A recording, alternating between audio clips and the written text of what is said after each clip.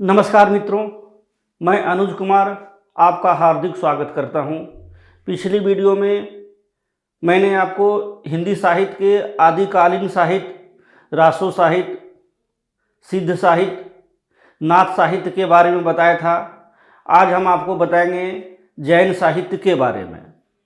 मित्रों, आदिकाल में धार्मिक साहित्य के अंतर्गत 3 तरह के साहित्य रचे गए: सिद्ध साहित्य, नाथ साहित्य और जैन साहित्य। आदिकाल में सबसे पहला साहित्य जो मिलता है वो सिद्ध साहित्य का ही है। हम उसके बारे में आपको पिछली वीडियो में बताया था। नाथ साहित्य के बारे में, खासकर गोरखनाथ के बारे में बताया था। आज हम बात करेंगे आदिकालीन जैन साहित्य के बारे में। चलिए, ये जो आदिकालीन जैन साहित्य है, सबसे पहली बात है कि ये धार्मिक साहित्य है।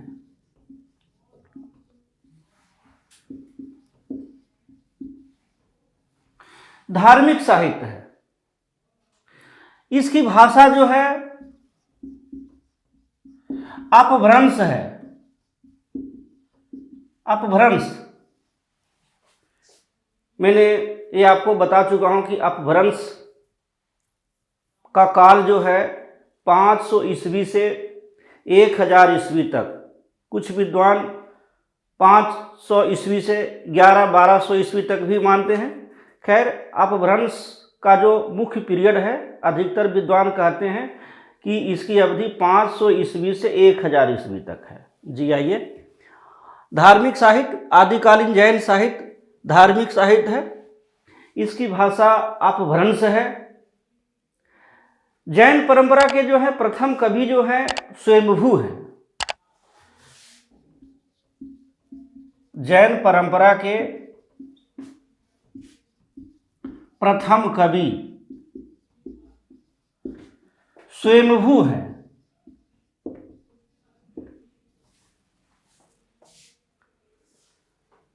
डॉक्टर राम कुमार वर्मा कहते हैं कि हिंदी के प्रथम कवि स्वयंभू ही हैं। हिंदी के प्रथम कवि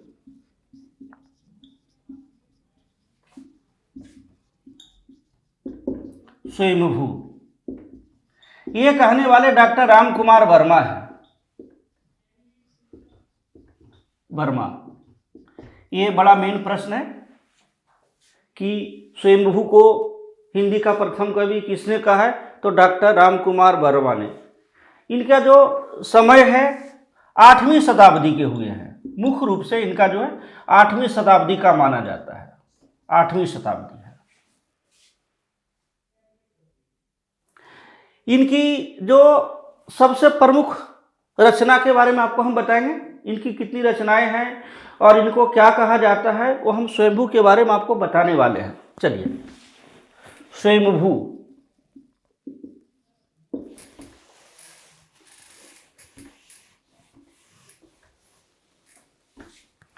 इनकी रचनाएं हैं पौमचर्यु, पौमचर्यु, रिठनेमीचर्यु,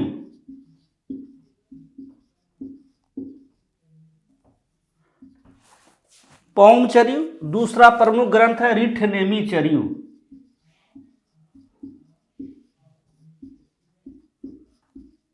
और स्वयंभू छंद।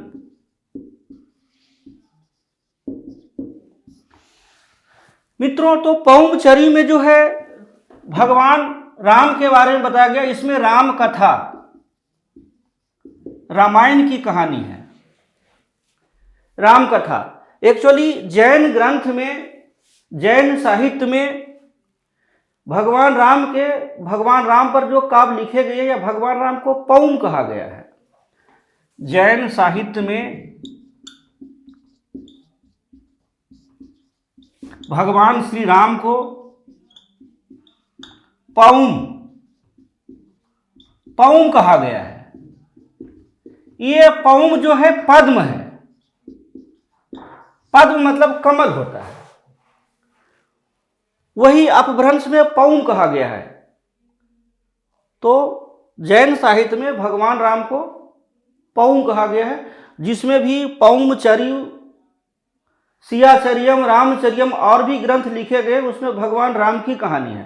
पौंगचर्यम जो है भगवान राम पर लिखा गया है। इसे जैन रामायण भी कहा गया है, जैन रामायण, क्योंकि भगवान राम की कहानी है। यही वजह कि स्वयंभू को अपभ्रंश का वाल्मीकि कहा गया है, अपभ्रंश का वाल्मीकि। प्रश्न आएगा कि स्वयंभूचर्य के लेखक, पौंगचर्य के लेखक कौन है? तो स्वयंभू है। जैन रामायण किसे कहा गया है? तो पौंगचर्य को कहा गया है। पौंगचर्य में क्या है, किसकी कहानी है? भगवान राम की कहानी है। अपभ्रंश का वाल्मीकि किसे कहा गया है? तो स्वयंभू को कहा गया है। जैन परंपरा के प्रथम कवि और सबसे प्रमुख कवि हैं। जैन परंपरा के, जैन धर्म के जो टॉपिक चल रहा, उस परंपरा के दूसरे प्रमुख कवि पुष्पदंत हैं। पुष्पदंत, इसका काल जो है 10वीं शताब्दी, 10वीं शताब्दी इनकी अवधि है।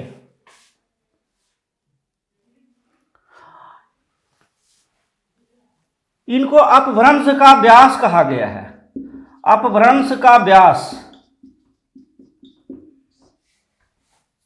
इनकी रचनाएं हैं महापुराण। महापुराण, इनमें क्या है, श्री भगवान राम सहित 63 महापुरुषों का वर्णन है।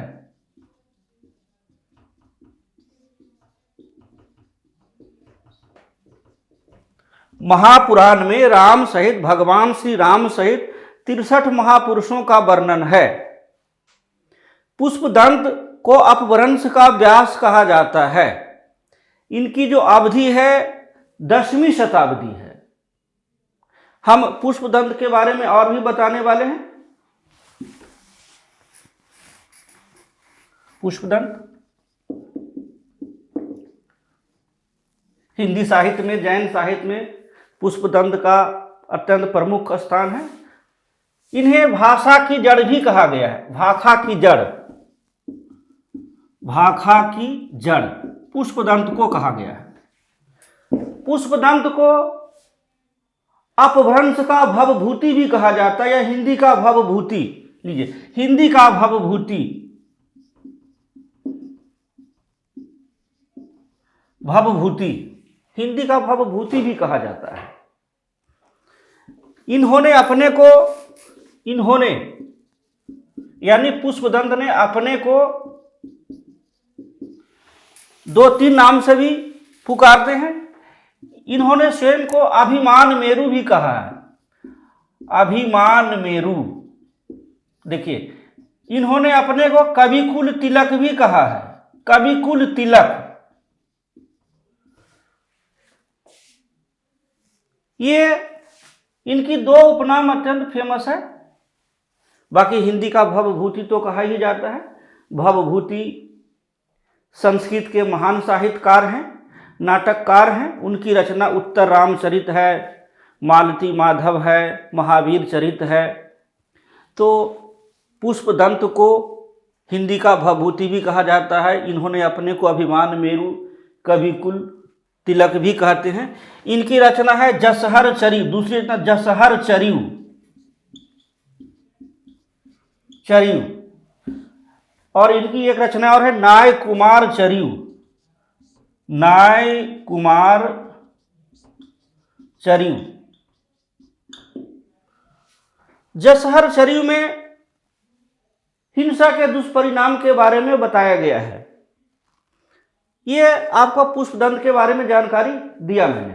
अब हम चलते हैं, जैन साहित्य में और भी कई कवि हुए हैं, हम इनके बारे में भी बताने वाले हैं। चलिए, कवि धनपाल,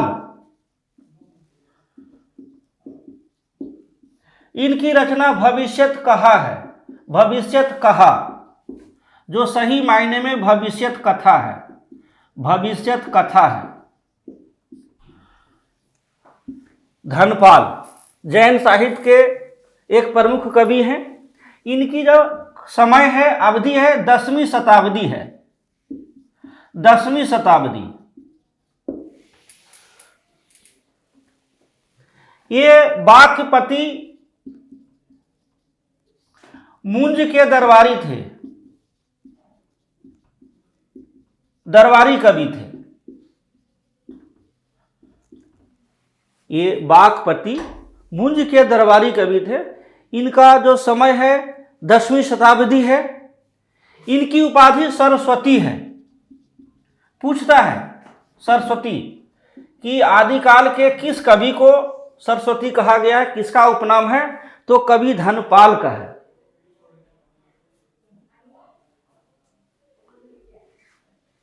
धनपाल के बारे में पूछा जाएगा कि धनपाल किस काल के कवि हैं, आदिकाल के कवि हैं, किस परंपरा के कवि हैं, जैन परंपरा के कवि हैं, इनकी रचना कौन सी है, तो भविष्यत कथा है। किसके दरबारी थे, तो बाक्पति मुंज के दरबारी थे। इनकी उपाधि क्या है, तो सरस्वती है। अब आदिकाल के जैन रचनाकार के बारे में अगली जानकारी देंगे। प्रमुख है हेमचंद्र। हेमचंद्र गुजरात के थे। इनको कलिकाल सर्वज्ञ कहा गया है। कलिकाल सर्वज्ञ इनकी उपाधि थी। हेमचंद्र गुजरात के थे, कलिकाल सर्वज्ञ कहा गया है। अनेक ग्रंथों के रचनाकार थे। इनकी जो रचनाएं हैं 1 दर्जन से भी ज्यादा है। प्रमुख रचनाएं हैं सिद्ध हेमचंद्र,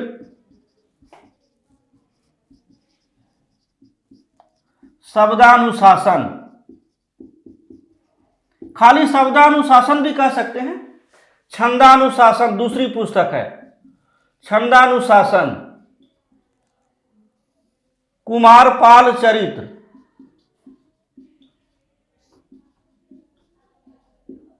ये 3 ग्रंथ इनके बड़े फेमस है। ये छंदानुशासन, शब्दानुशासन, कुमारपाल चरित्र, इनका लेखक आपसे पूछेगा। इनकी उपाधि क्या है, कवि काल सर्वज्ञ है। इन्हें अपभ्रंश का पाणिनि भी कहा जाता है। अपभ्रंश का पाणिनि हेमचंद्र को। बाकी दूसरी उपाधि है कलिकाल सर्वज्ञ। अब चलते हैं, जैन परंपरा के और भी कवि हैं। देवसेन।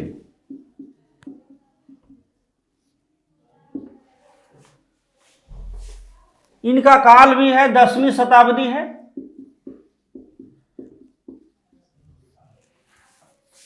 देवसेन भी 10वीं शताब्दी के ही हैं। पुष्पदंत भी 10वीं शताब्दी के ही थे। अब इनकी रचनाएं हैं श्रावकाचार, बड़ी फेमस है। लघुनय चक्र, देवसेन 10वीं शताब्दी के। इनके जो ग्रंथ का नाम है श्रावकाचार है, लघुनय चक्र, लघुनय सार है। इनकी एक पुस्तक योग सार भी है। इसे हिंदी का प्रथम काव्य भी कहा गया, हिंदी का प्रथम ग्रंथ। देवसेन की जो श्रावकाचार है, इसे हिंदी का प्रथम ग्रंथ भी कहा गया है। लघुनय चक्र इनका दूसरा है, योगसार इनका एक और ग्रंथ है देवसेन का। अब हम चलते हैं आदिकालीन साहित्य, जैन साहित्य के अंतर्गत शालिभद्र सूरी। ये भी जैन परंपरा के प्रमुख कवि हैं। इनकी रचनाएं हैं भरतेश्वर बाहुबली रास और पंच पांडव चरित। ये 2 ग्रंथ इनके बड़े फेमस है। शालिभद्र सूरी के 2 ग्रंथ फेमस है, भरतेश्वर बाहुबली रास है और पंच पांडव चरित रास है। ये गणपति चंद्र गुप्त के अनुसार हिंदी के प्रथम कवि हैं। गणपति चंद्र गुप्त के अनुसार हिंदी के प्रथम कवि हैं। ये बड़ा मेन प्रश्न है कि गणपति चंद्र गुप्त हिंदी के प्रथम कवि किसे कहते हैं? तो गणपति शालिभद्र सूरी को। चलिए अब आगे चलते हैं। अगले कवि है मुनि राम सिंह। इनकी रचना पाहुड़ दोहा है। पाहुड़ दोहा याद रखिएगा। अगले कवि हैं जिनदत्त सूरी। उपदेश रसायन रास। पूछता है कि उपदेश रास रसायन का के लेखक कौन है? अगला है आसुगु। आसुगु चंदन वाला रास।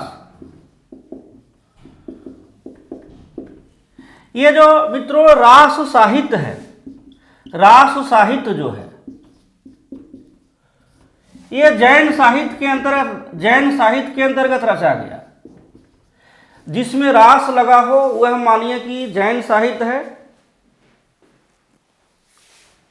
और जिसमें पौम लगा है वो भी जैन साहित्य भी होता है।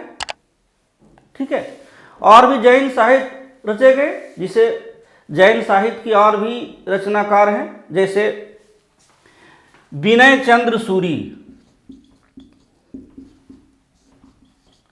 विनय चंद्र सूरी इनकी रचनाएं हैं पार्श्वनाथ चरित्र, पार्श्वनाथ चरित्र और मल्लीनाथ महाकाव्य।